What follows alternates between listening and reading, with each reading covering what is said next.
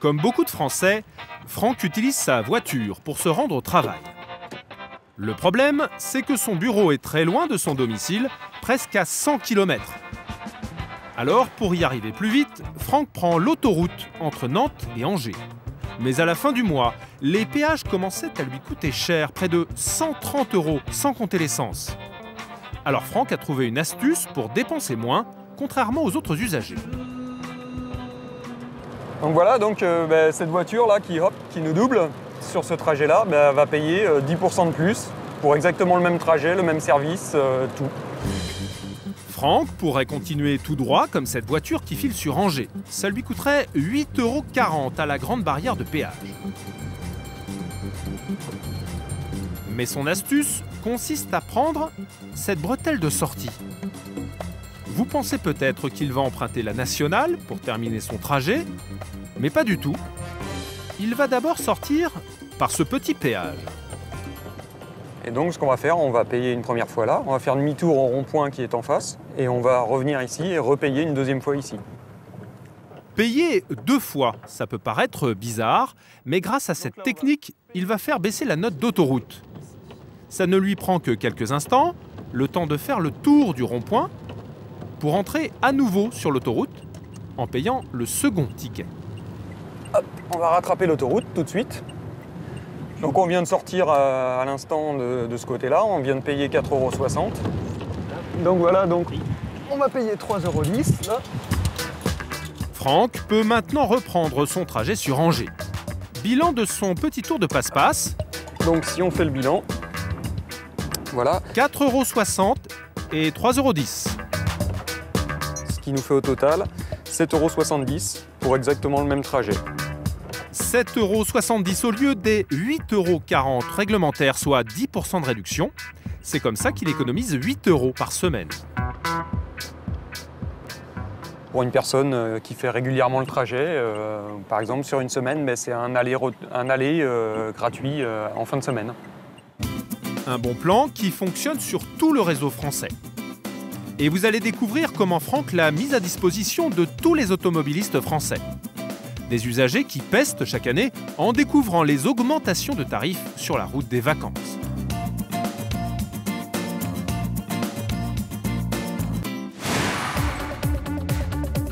Car les autoroutes françaises sont les plus chères d'Europe.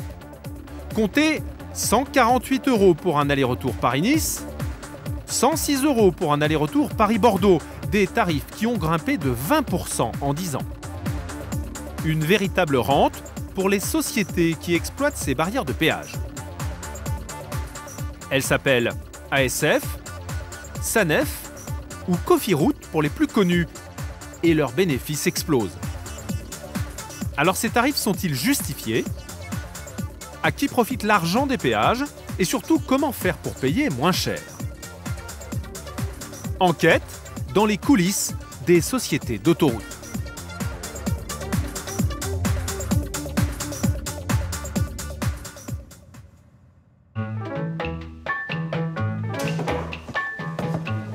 « 2 h du matin chez la famille Storz, en Bourgogne. C'est le jour du grand départ. Petit chat, c'est l'heure de partir en vacances. Allez. Stéphanie et Bertrand sont enseignants. Et à chaque vacances, la famille n'a qu'une idée en tête, rejoindre au plus vite la Méditerranée pour une semaine de congé. Non, c'est pas grave, mon chat. Allez, c'est bon, t'es au sec. Après, je ferme. Seulement, pour rallier Bandol dans le sud, il y a plus de 500 km à parcourir. Alors Bertrand et Stéphanie vont emprunter l'itinéraire le plus rapide.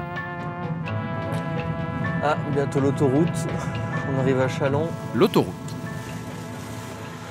Voilà, c'est parti pour 480 km d'autoroute. On part vers le soleil. Et la voici, cette fameuse autoroute des vacances. Un vrai bonheur pour Bertrand. L'autoroute, c'est pratique parce qu'on n'a pas de carrefour, de rond-point, de feu.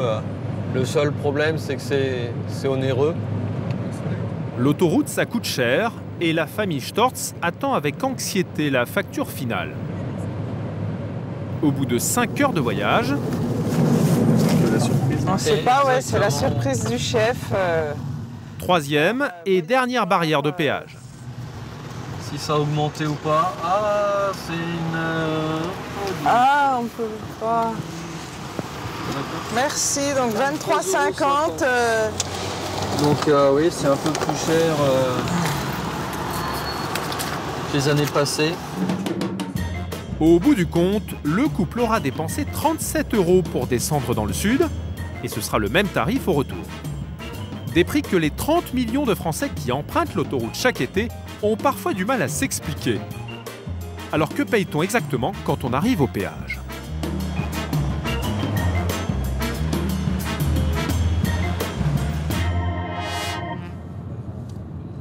La plupart des automobilistes l'ignorent, mais leur argent sert d'abord à rembourser les milliards d'euros dépensés par les constructeurs d'autoroutes. Au milieu de la campagne, ce chantier, c'est un bout de l'autoroute qui relie Bordeaux à Lyon à travers toute la France. C'est le tout dernier tronçon de ces 500 km de bitume. Gilles Calas est le directeur de la construction dans la plus grosse société d'autoroutes française. Pour lui, cette voie représente un gros enjeu car d'ici la fin de l'année, 40 000 véhicules devraient y passer chaque jour. Le tronçon équipé d'un péage pourrait rapporter plus de 50 millions d'euros à l'année. Mais pour cela, il faut y mettre la dernière touche et c'est le boulot de Gilles Calas. Ce matin-là, il est venu mettre la pression à ses équipes car le chantier risque de prendre du retard. Où est-ce qu'on en est alors? Parce que Alors, c'est un peu tendu, j'ai l'impression, quand même, globalement. On est globalement très tendu, hein, c'est sûr. Parmi les obstacles qui se dressent devant Gilles Calas, cette colline. Il a fallu passer en dessous en creusant ce tunnel, un ouvrage pharaonique. Une voûte de 9 mètres de haut et de 1 km de long. Alors, ici, comme on roule à 110 km/h à l'intérieur du tunnel, l'éclairage de renfort est assez long et assez puissant. Et en plus, Gilles Calas a dû faire creuser un second tunnel, juste à côté, pour les voitures venant en sens inverse. La facture totale est plutôt salée. Un tunnel comme celui-là qui fait 1 km, ça fait une dépense de 100 à 110 millions d'euros. C'est l'ordre de grandeur. C'est clairement les ouvrages les plus chers qu'on ait sur autoroute, clairement. Et des ouvrages sur son tronçon, Gilles Calas a dû en construire une bonne dizaine. Des ponts pour traverser des vallées, et même des viaducs comme celui-ci pour surplomber des villes entières.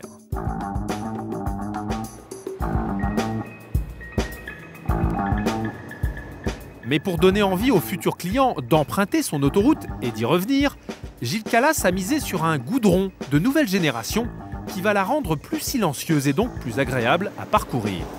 Ça vient du fait qu'on choisit une taille de cailloux très petite qui fait beaucoup moins de bruit que ce qu'on utilise d'habitude, des cailloux plus importants.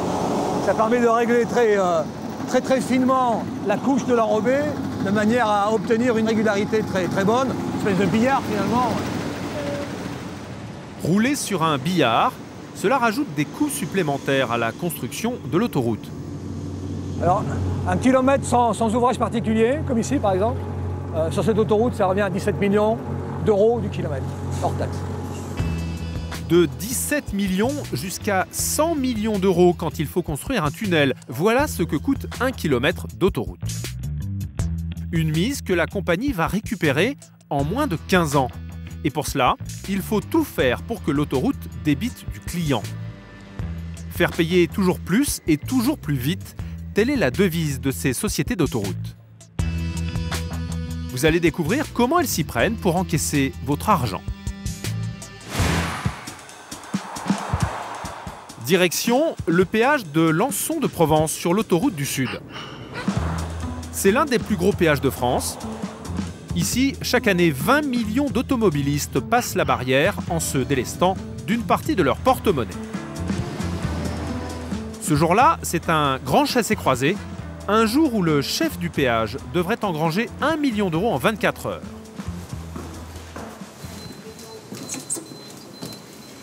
Bonjour, bonjour. Pour Christophe Roux, pas question de passer à côté. Bonjour. Et ça commence par un petit briefing à ses équipes. Donc comme on le voit aujourd'hui, effectivement, ça va être une grosse journée. On attend les pointes de trafic essentiellement entre 11h et midi, aux alentours de 5000 véhicules à l'heure. Donc on est sur des pointes très très hautes en termes de trafic. 5000 voitures à l'heure du déjeuner, c'est 2 fois plus qu'un jour normal. Alors pour faire face à cet afflux d'automobilistes, Olivier, l'adjoint de Christophe, a embauché des extras comme Pia et Cindy. Des étudiantes payées un peu plus de 100 € pour passer 8 heures en plein milieu du trafic. Qu'est-ce qu'on va là? On va à la cabine, donc elles vont prendre leur poste. Pour rejoindre leur poste, les caissières doivent emprunter ce souterrain qui renchérit lui aussi le coût de la construction de l'autoroute.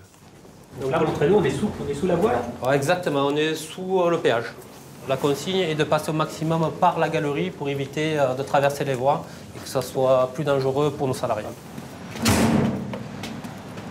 Pia et Cindy vont donc passer la journée dans ces petites cabines. Allez-y. Leur mission, accélérer le passage de tous les clients qui vont payer par chèque ou en liquide. Alors Cindy, toi tu vas être à la 5. Donc je te rappelle, toujours un petit sourire pour satisfaire nos clients. Et puis pareil, toujours un petit sourire. Et la politesse et surtout renseigner nos clients. Si tu as besoin, tu as le local de surveillance pour des directions correctes. Allez, bon courage. Voilà pour le discours devant la caméra. Mais la consigne prioritaire, c'est que chaque automobiliste ne doit pas passer plus de 30 secondes au péage. Un rythme difficile à tenir, car bien souvent, c'est la même histoire à tous les péages de France. Bonjour. Le temps de chercher son ticket, puis de payer, et de récupérer sa monnaie, sans oublier les petites doléances de chacun. Vous me donnez un justificatif, s'il vous plaît? Cet automobiliste aura passé 1 minute 10 au péage. Merci beaucoup. Au revoir. Mais d'autres clients peuvent être beaucoup plus longs encore, aux grandes dames de ceux qui suivent derrière.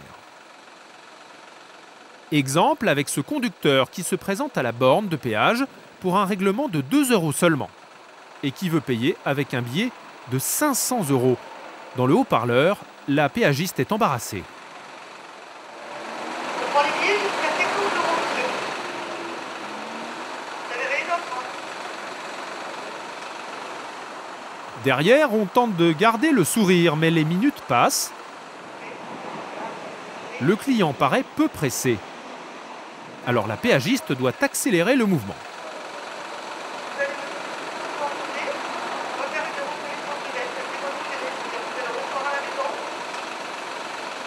En laissant son adresse et son téléphone, le conducteur peut enfin partir.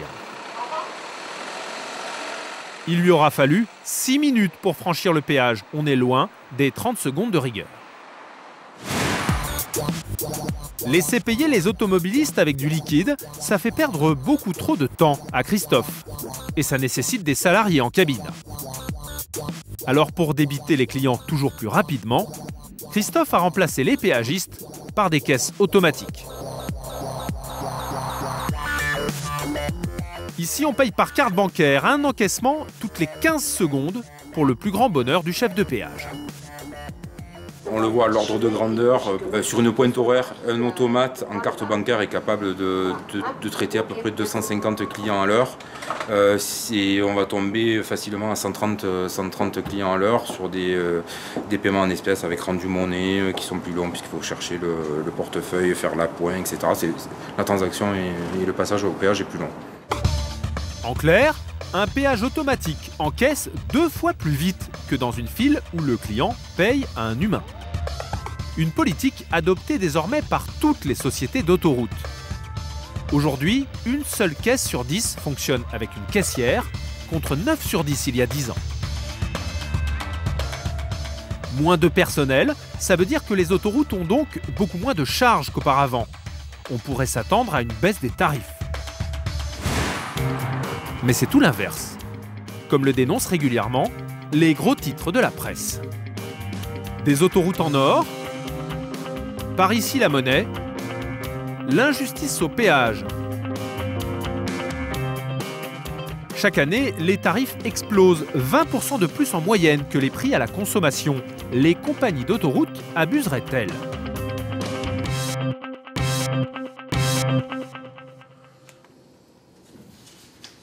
Daniel Deschaux en est convaincu, document à l'appui. Ce retraité de 64 ans a travaillé dans l'une de ces grandes sociétés comme directeur de clientèle. Ces politiques de tarifs, il les connaît donc parfaitement et aujourd'hui, il a décidé de les dénoncer au regard de certaines incohérences. Une fois que l'autoroute est construite, je dirais son coût de construction n'augmente pas, il reste stable. Donc on devrait assister à une stagnation des tarifs. Or, c'est le contraire qui se passe. L'ancien directeur s'est penché par exemple sur la société qui possède le péage de Lançon de Provence. Bon, je vous ai fait quelques graphiques relativement simples. Daniel Deschaux a constaté qu'elle a augmenté ses recettes de 32% en 7 ans. Et il en a découvert la raison principale. Que voit-on? C'est que cette augmentation de recettes de 30%, à quoi est-elle due? À 10% seulement par une augmentation de trafic, c'est-à-dire par une augmentation d'activité, et 22% par une augmentation de tarifs, c'est-à-dire par de la rente, si je puis dire. Autrement dit, ce ne serait pas tant le nombre d'automobilistes qui rapporterait le plus, mais avant tout l'augmentation pure et simple du ticket de péage. Grâce à cette politique, la société qui possède le péage de Lançon de Provence arriverait, selon Daniel Deschaux, à dégager une marge nette de 40%, comparable à celle de l'industrie du luxe.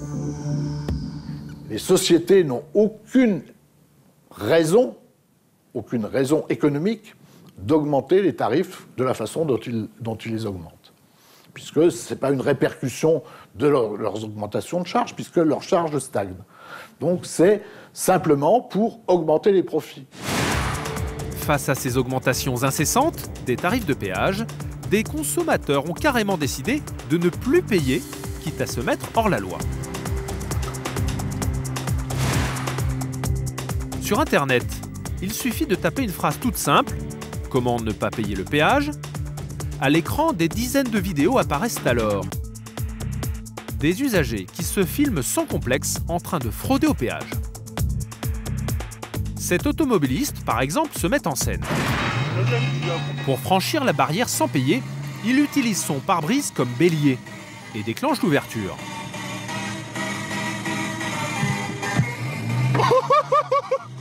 Très content de lui, il profite du système de sécurité anti-choc de la barrière qui se lève automatiquement en cas d'impact.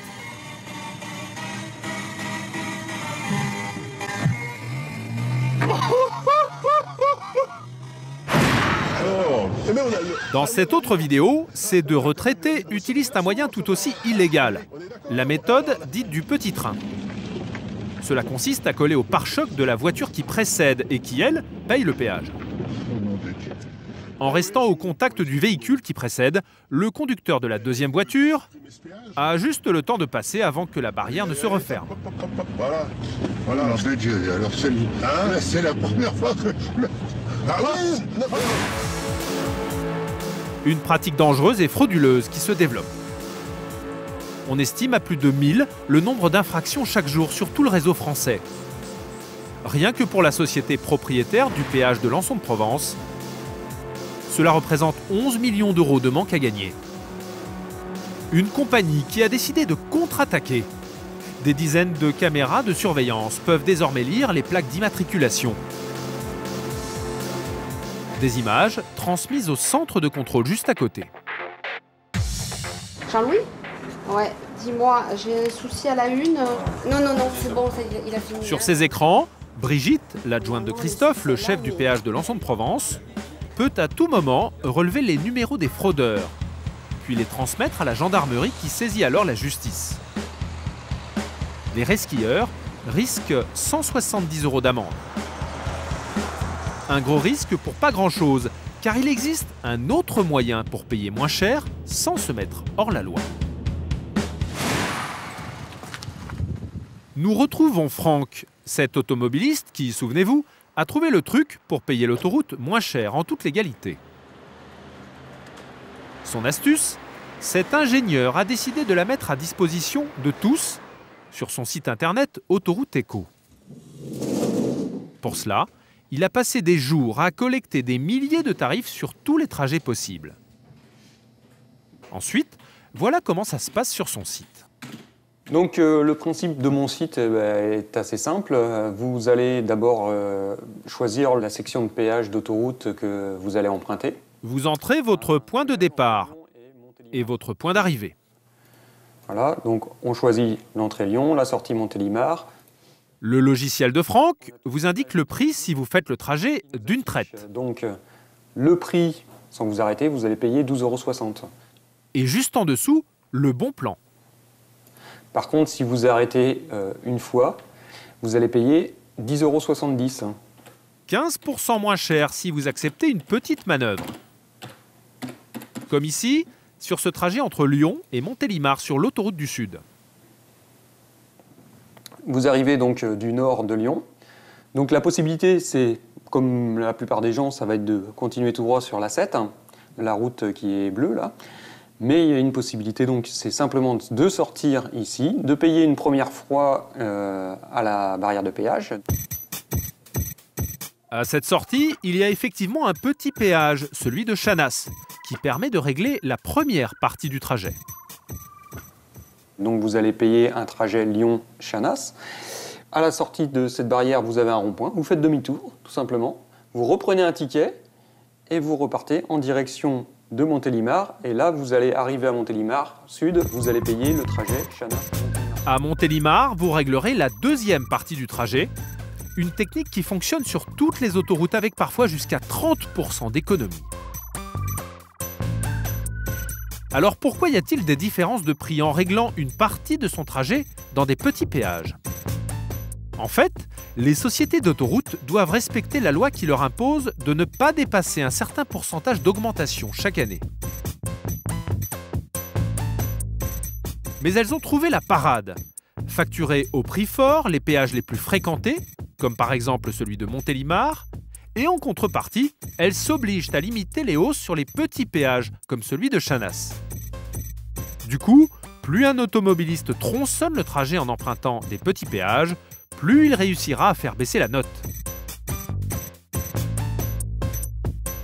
C'est cette astuce que Franck propose aux conducteurs qui veulent faire des économies.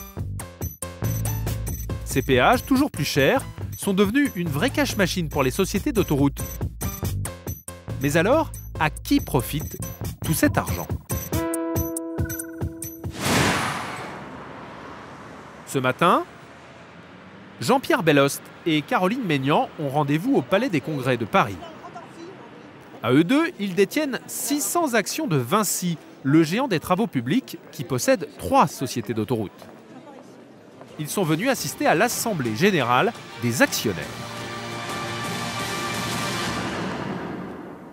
Mesdames et messieurs les actionnaires, bienvenue à cette Assemblée générale annuelle de Vinci. Si les actionnaires sont venus nombreux, c'est pour connaître les résultats des 3 sociétés d'autoroutes. 820 millions d'euros de bénéfices, un vrai pactole, dont une bonne partie va profiter aux actionnaires. Comme Jean-Pierre et Caroline, qui ne sont pas déçus du voyage. Chaque action va leur rapporter une petite somme. En 2007, on avait 1,52 et là en 2011, il y a 1,77. Donc on voit qu'il y a une petite augmentation tous les ans qui est notable. L'argent des péages permet d'augmenter le dividende tous les ans. 1,77 € multiplié par leurs 600 actions. Au total, Jean-Pierre et Caroline vont toucher plus de 1 000 € de dividendes cette année. C'est une machine à cash, l'autoroute. Parce qu'en fait, c'est de l'argent qu'ils sont quasi sûrs à avoir parce qu'on prend toujours l'autoroute. Jean-Pierre et Caroline ont de quoi se réjouir. Car cet été encore, vous serez 30 millions d'automobilistes à cracher au bassinet pour emprunter les autoroutes françaises.